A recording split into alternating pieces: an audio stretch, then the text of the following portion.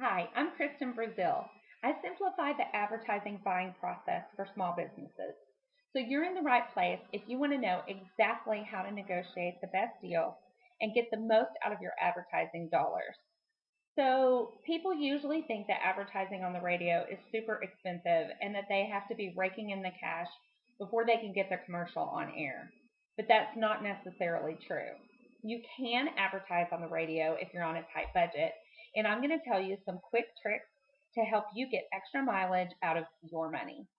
But first, a quick Q&A about the pricing of radio commercials. I recently came across this question posted on a small business forum. It's from 2009, but it's still relevant today, and it's a question I've been asked by my clients throughout the years.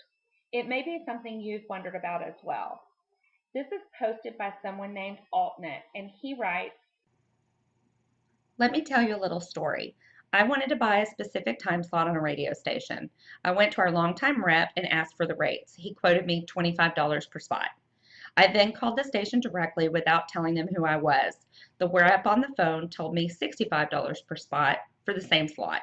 I called a new rep who did a jingle for me and wanted to be my ad buyer. He tells me $5 per spot. This seems to be unethical to have quotes from $5 to $65 for the same thing. I understand everyone has to make money, but come on, this is insane. So, my questions would be, how do I know I'm getting a good rate? And is there a way to know what the real advertising price is? these are all great questions, and what it boils down to is knowing how radio is sold and how the inventory is managed. This applies to TV commercials too, by the way. Radio and TV costs are dynamic, they're fluid and ever changing. Yes, the stations have a rate card, but the rates listed will change based on supply and demand on any given day.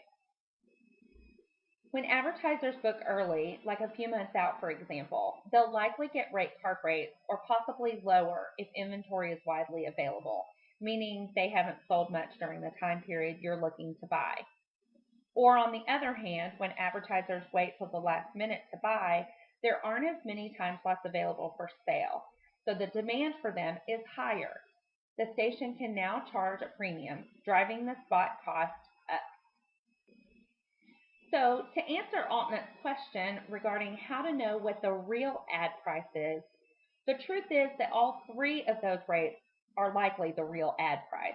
Here's why. There are other factors besides supply and demand affecting the price. These rates, the $5, the $25, and the $65, are most likely pricing for apples versus oranges. Running during different times of the day will affect spot cost. Running a 30-second commercial versus a 60-second commercial will affect spot cost. Running on a Tuesday versus a Friday will affect the cost. And as I said earlier, whether the spot was purchased early or at the last minute will also affect the cost. The $5 spots are probably from a bank of inventory the buyer bought from the station and is offering to resell on the cheap. I hope this answers any questions you might have had about how radio commercials are priced. Make sure to read today's blog post where I give you 10 tricks for advertising on the radio when you're on a budget.